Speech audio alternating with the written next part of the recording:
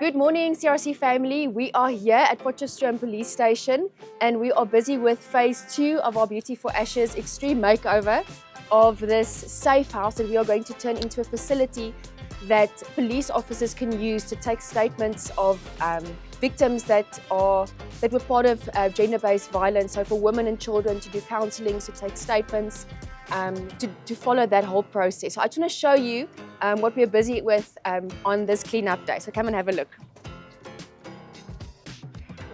We're entering the garden area, so come and have a look. The amazing students are here making the garden look beautiful.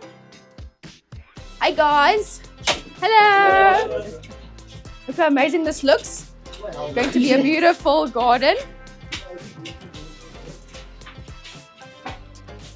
Now we've entered into the first office where our police station officers are going to sit to take statements of all the witnesses. So this is going to be a great office space. Come, let's go and have a look at the kitchen. Here's the kitchen. Sorry guys.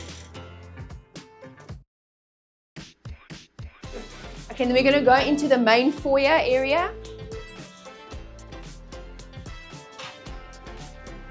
Hello everybody! So this is going to be the foyer, the welcoming area where people are going to come in and sit down and just wait for their appointment. We're going to go into the bedroom areas and also into the counselling room areas.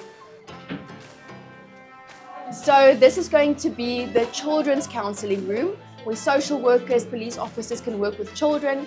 So it's going to be a play area, a place to read, a place to, just for the children, just to take some time for themselves. I'm going to go down into the next counselling rooms. We've got 2 bathrooms here, 2 toilets, and then over here is the second counselling room, which is going to be for social workers, where they can do assessments, take statements. So that's going to be in here. And then all our wonderful volunteers are working very hard here in the bathrooms.